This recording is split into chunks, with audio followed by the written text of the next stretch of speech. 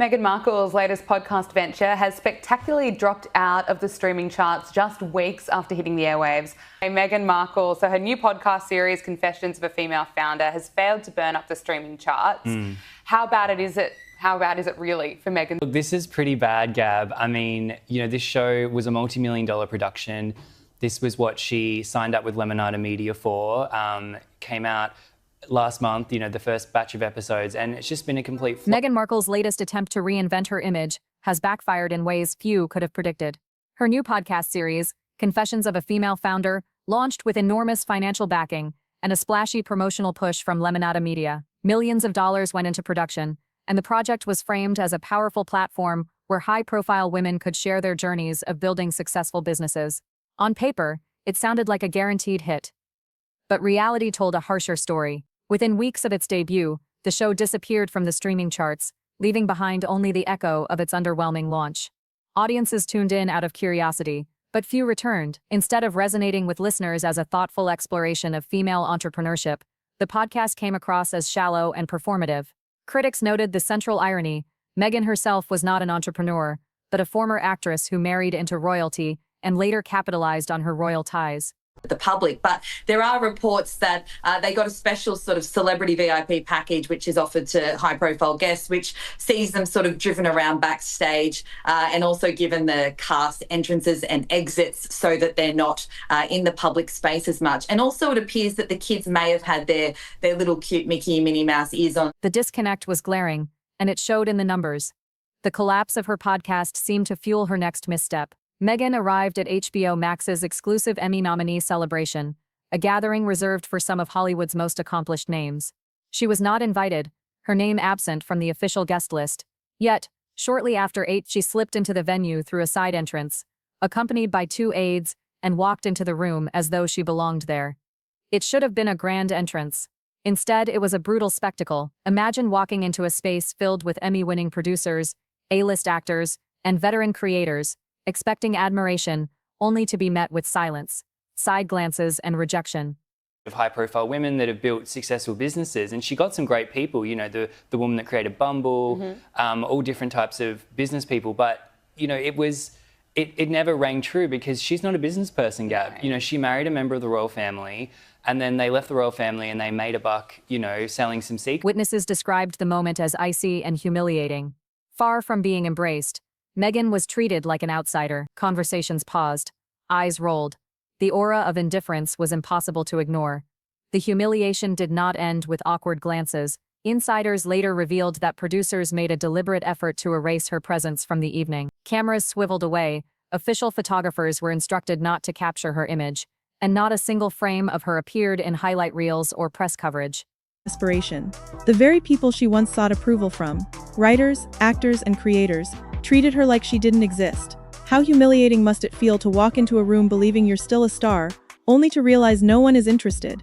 And the next screw-up left us in shock, because the truth about her uninvited appearance soon came to light. I did enjoy 2 days, as Meghan posted on Instagram, 2 days at Disneyland, and she posted a whole video which included, footage of them running around the place and going on rides, all wearing their Mickey Mouse and Minnie Mouse ears, and also meeting Elsa from Frozen. It's quite a cute video. Interestingly, she has included some pictures in there of the 2 children front on, but then she's put emojis over their face because, as we know, it was a calculated omission, a quiet but cutting message that Meghan's star power no longer held sway in Hollywood's elite circles. The snub was made worse by what came to light afterward. Meghan had never RSVP'd, nor had her representatives contacted organizers. The event had no expectation of her appearance. Her uninvited arrival was not a miscommunication. It was a stunt. Behind the scenes, publicists and event staff scrambled to decide how to handle the situation. And so I think on that level alone, it doesn't really work. And I think with podcasting, unlike with Netflix, it's not enough just to have this sort of surfacey stuff. Of course. When you want people to tune in every week and listen for 40 minutes, I think it needs a bit of substance, and this show had no substance. Yeah. Since then, she is keeping it sort of partially obscured, but they seem to have a really nice time in Disneyland. Again, I was reminded of the fact she's an influencer now because it was the thank you Disneyland for having us post. Something that was very interesting about it was I wondered how they managed to do 2 days there without shutting down the park and without having people taking. Unsure whether to remove her or allow her to linger in the background. Ultimately, the night passed without confrontation, but the message was unmistakable. Instead of reclaiming relevance, Meghan had staged a scene that underscored her diminishing influence. The timing only fueled speculation, with her podcast sinking and headlines turning against her. Was crashing the Emmy celebration an attempt to force her name back into the spotlight? Was it an effort to distract from the embarrassing failure of Confessions of a Female Founder? Whatever her intention, the stunt collapsed under its own weight. Once celebrated as a global headline maker, Meghan was now caught in a series of blunders that revealed how far her reputation had fallen. Where once she was welcomed with fanfare, now she was met with indifference, or worse, deliberate exclusion. The contrast could not have been sharper. The promise of a media empire unraveling into public embarrassment, one miscalculation at a time. Her podcast's failure symbolized the larger problem. For all the polish and promotion, it lacked the depth and authenticity audiences crave. Instead of a voice of empowerment, it felt like another attempt to cling to relevance. When the numbers dropped off the charts, they confirmed what the public already sensed. The substance simply wasn't there. And now, with her ill-fated Emmy stunt added to the mix, Meghan's struggle to maintain her place in the cultural conversation had become a spectacle of its own. What was meant to be a platform for reinvention had, instead, become the latest chapter in a growing list of humiliation. And as events unfolded, the fallout was only just beginning. After the collapse of her podcast and the failed stunt at the Emmy nominee celebration, Meghan Markle's troubles only deepened. What began as an awkward miscalculation quickly unraveled into one of the most public humiliations of her career. At first, her uninvited appearance in the ballroom was met with murmurs, side glances, and groans. But within moments, the tension erupted into something no celebrity ever wants to face: open booing. It wasn't subtle or whispered, it was loud, raw, and cutting. Those in the room described it as surreal, as if the crowd had silently decided together that she did not belong. The contrast could not have been more striking. Meghan, once adored on the world stage, now stood in front of Hollywood's elite being openly rejected. The fallout escalated as organizers scrambled behind the scenes. Security and staff debated whether to escort her out, which would risk creating a public scandal, or quietly sideline her. They chose the latter. Instead of being included with the stars at the heart of the celebration, Meghan was guided toward a table near an exit corridor, far from the spotlight.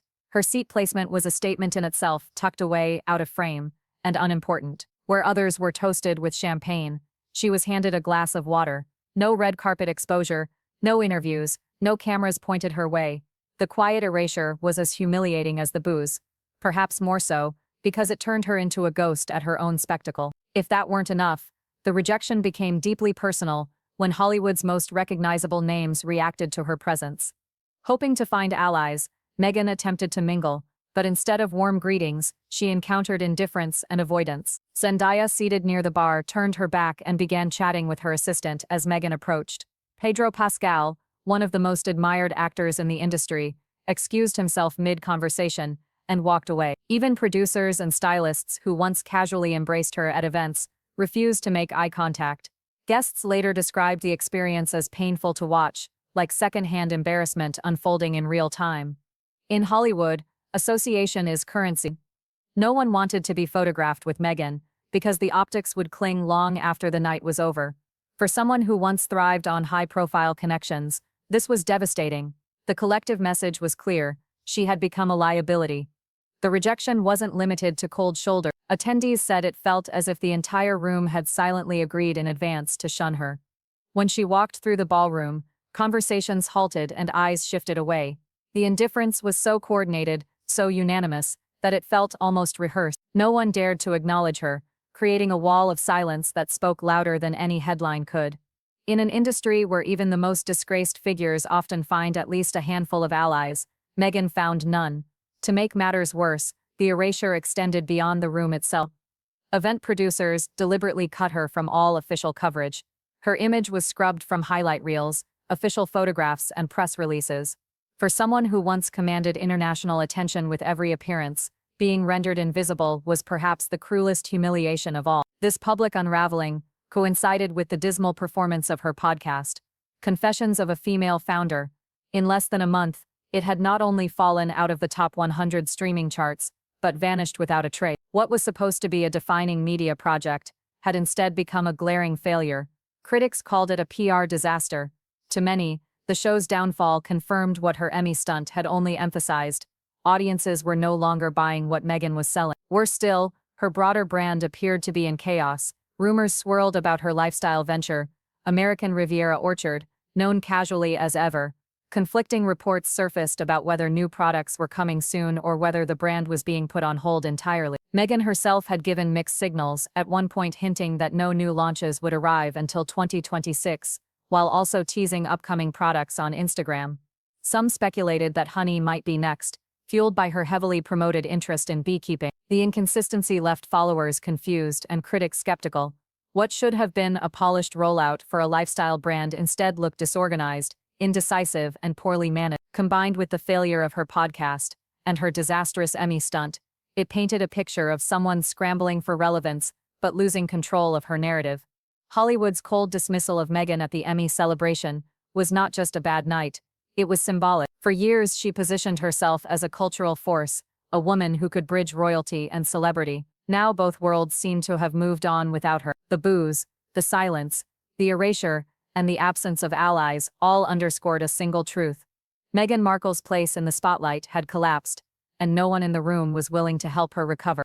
Meghan's treatment at the Emmy event wasn't just about being ignored. It was calculated erasure, a deliberate effort to remove her from the night's memory altogether. While other celebrities lit up screens with highlight reels, red carpet photos, and glowing interviews, Meghan's presence was scrubbed away as though she had never walked through the door. Not a single official gallery showed her. No flattering mentions and post-event coverage. HBO's own wrap-up of the night, which normally documents every guest of note, skipped her completely. It was as if she were a ghost, seen in the room but erased from the narrative. Insiders described it brutally. She was handled like an inconvenient guest, tolerated only long enough to avoid creating a public scandal, but never embraced. Imagine being in a hall, built on exposure, where cameras define worth, only to realize that the lenses had been instructed to pass over you entirely. That silence is louder than criticism. Criticism at least means people are paying attention. This, instead, was a declaration of irrelevance. But Meghan's team wasn't willing to accept that kind of humiliation without a fight. The very next morning, they scrambled to rewrite the story. According to reports, her PR handlers tried to push staged photographs to media outlets, carefully framed to suggest that Meghan had, in fact, been part of the glamorous celebration. The images were meant to trick the public into believing she had mingled with stars and soaked in the Emmy spotlight, but the attempt backfired spectacularly. None of the major image licensing agencies touched the photos, and not a single respected outlet ran them. In Hollywood, when the industry's gatekeepers collectively turn their backs, it's not a coincidence, it's a decision. Their silence spoke volumes. The message was unmistakable. Meghan was no longer someone the industry was willing to endorse, even in passing, and that rejection cut deeper than any headline. Some insiders were even harsher. They revealed that Meghan's very presence had become a liability. She hadn't contributed to Emmy-level projects, hadn't built credibility in Hollywood through the grind of acting or production, and crashing the event only underlined how little she brought to the table. Hollywood thrives on talent, discipline, and work that resonate. Meghan entered the room with none of those assets on her side. Instead, her name carried whispers of desperation, of someone clinging to a relevance that had already slipped away. The contrast was brutal. Around her were creators who had spent years earning their place, who had fought for recognition through performances, scripts, and artistry. Next to them, Meghan was remembered only for a royal exit and failed deals. That glaring imbalance deepened the sense that she was out of place. For the industry, she wasn't an asset anymore. She was dead weight, and the humiliation wasn't limited to her erasure from coverage. Witnesses spoke about her behavior inside the venue, how it only magnified the awkwardness. Guests who once would have lined up for photos now turned their back. Some politely smiled and moved on. Others avoided her entirely. Instead of gossip-worthy buzz, she drew pitying glances, as if she had become a living cautionary tale about chasing fame without substance. One attendee described it in striking words. She moved through the room like someone hungry for attention, but everyone else kept walking. The fall was staggering when you considered where she had once been. Not long ago, Meghan basked in royal prestige and the curiosity of Hollywood, adored by fans and fawned over by the press, but on Emmy night, that shine was gone. What was left was the image of someone still chasing the spotlight, long after the spotlight had shifted elsewhere. By the time she slipped out through a side corridor, the erasure was complete. There were no flashing cameras, no eager reporters waiting for a statement, no calls of her name. The exit was marked only by stiff body language and awkward silence. Organizers had ensured her name didn't appear in press releases, that her image was excluded from official highlight reels. The night would be remembered by many, but not with her in it. In an industry where exposure is currency, this was bankruptcy. It wasn't just her projects being sidelined. It was Meghan herself. The night that was supposed to be a bold re-entry into Hollywood became a cruel reminder that her influence had burned out. And that leaves the lingering question: is this the end of Meghan's Hollywood chapter? Has the curtain finally dropped, leaving her story behind as another rise and fall cautionary tale? Or will she attempt yet another reinvention, another desperate gamble to claw her way back into the narrative? For now, the Emmy event stands as her most public eraser yet. A night where the world didn't just criticize Meghan Markle, it ignored her.